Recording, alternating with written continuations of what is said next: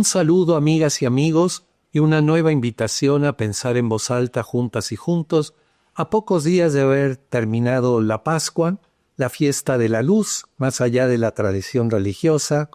la fiesta de luz en las familias, en nuestros caminos. Ojalá haya sido un buen tiempo de encuentro y de descanso y de proyección futura hacia los pasos que demos. Creo que hay dos hechos sociales recientes importantes. Uno es la muerte del Papa, el otro tiene que ver con la publicidad del gobierno de Estados Unidos en nombre de la seguridad nacional, antimigrante, repugnante de racismo, proyectada en una de las dos principales cadenas privadas del país, que es Televisa. Cuando hablo del Papa y hablo de la muerte, no lo veo como el final de algo, sino como dice el monje sabio Thich Nhat Hanh, budista, como la transposición a otro tipo de realidad de vida, como la continuación hacia otra realidad, o como dice Elizabeth Kubler, el amanecer a otra realidad. No creo que se acabe nada, no puede acabarse nada de lo que sea material, sino que se transforma y pasa a otras formas. Pero sin duda vamos a extrañar mucho a Francisco I. Creo que hay dos modos de verlo y analizarlo en su pontificado. Uno dentro de la Iglesia y otro hacia el mundo. Dentro de la Iglesia intentó y logró avances importantes, no todos los que hubiera querido. Temas, por ejemplo, de aborto, de pederastia, sacerdocio de mujeres, creo que hay mucho debe, pero temas de muchas formas de defensa del medio ambiente, de compromiso con los más pobres, de condena de la desigualdad, de condena de las complicidades con el mundo capitalista, con el consumismo, apoyo a los movimientos sociales, realizó foros en Roma de movimientos sociales del mundo, foro en defensa de la Amazonía, sus encíclicas de Laudato Si en defensa de la ecología y de Fratelli Tutti, proyectando el tema de la comunidad y la hermandad, creo que son muy importantes y se han usado en espacios mucho más allá de los espacios cristianos, y creo que han sido aportaciones muy importantes, y él luchó al interno y contra el mundo capitalista por defender cierto tipo de ideales y principios muy cercanos a lo que es el mensaje de Cristo y de las grandes tradiciones espirituales. Pero creo que el gran debe de él tiene que ver con el genocidio en Gaza, la tierra santa donde Jesús caminó, comió, bebió, hizo milagros, rió, durmió, etc. Incluso en Gaza es el pasaje hacia Egipto, donde tuvo que huir de las masacres de Herodes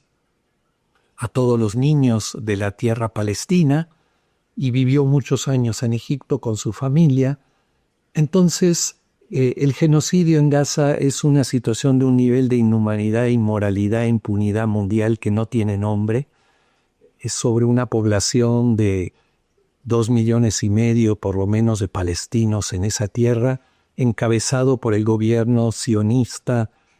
de Netanyahu, de Israel, y con el gran apoyo de Estados Unidos. El Papa pudo haber hecho muchísimo más, aunque claro, a nivel mundial, y es lo que muchísima gente dice,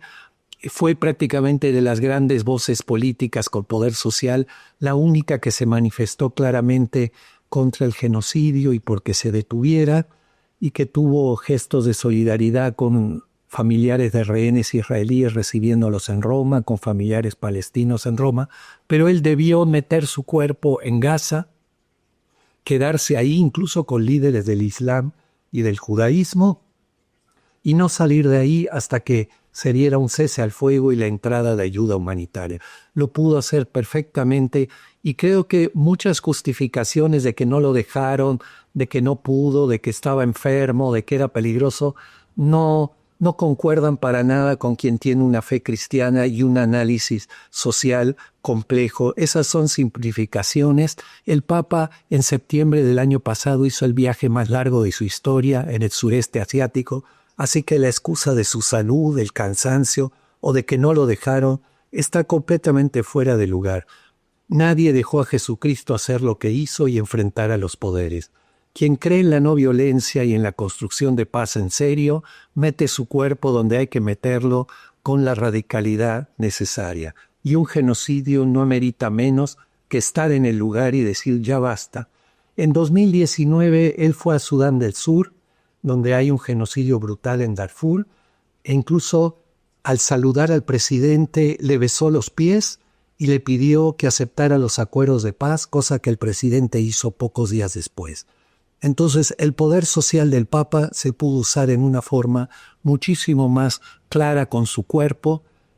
para enfrentar y detener este genocidio. No digo que se hubiera logrado, pero no se intentó, y eso para mí moralmente no es correcto. Sin embargo, no quita ni oscurece nada de las otras grandes cosas positivas. La otra cosa importante es esta publicidad que Televisa, por vil dinero y también por ser parte encabezadora de la oposición en México, que ha quedado totalmente al desnudo en su antimexicanismo, en su clasismo, en su racismo, en su adoración ciega del dinero y del capital, aceptó publicar y proyectar en sus pantallas una publicidad anti-inmigrante de la peor calaña y estilo, anti-mexicana en todo, del gobierno de Estados Unidos en nombre de la seguridad nacional de ese país. Un gobierno que es de lo más inhumano ya consensado a nivel mundial, que ha visto la historia en cuanto a racismo, en cuanto a ataque a los más pobres, ataque al medio ambiente, ataque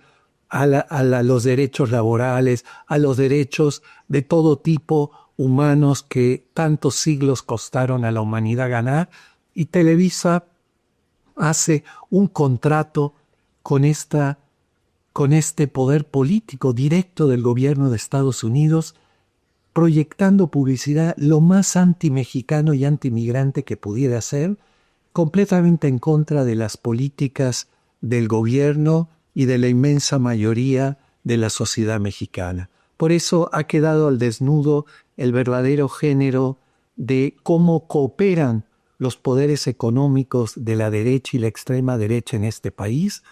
con todo tipo de inhumanidades hacia nuestra población. Y no es un tema menor porque, por ejemplo, esta forma de cooperación de Televisa con el gobierno de Trump es totalmente en contra de las formas de no cooperación de los migrantes en Estados Unidos, en Un Día Sin Mexicanos, en formas de boicot, siguiendo el ejemplo de César Chávez, a quien recordamos hace pocos días, contra todo tipo de productos que atenten contra la economía y los aranceles que se quieren imponer a México. También la no cooperación es la forma principal de lucha de los familiares desaparecidos en México para buscarlos donde sea, en vida o en fosas. Es la forma en que los soldados de Israel se están imponiendo a su gobierno, diciendo que objetan de conciencia seguir participando en el genocidio en Gaza. Es la forma en la que los estudiantes de las universidades de México están pidiendo que no se les criminalice y que haya los derechos de ellos a tener comedores, mejores condiciones de vida. O sea, la no cooperación es una de las formas principales también del boicot de BDS contra Israel, en que la humanidad está luchando contra los mayores poderes de la ultraderecha. Y en cambio, lo que hace Televisa y por supuesto TV Azteca en mil formas es cooperar permanentemente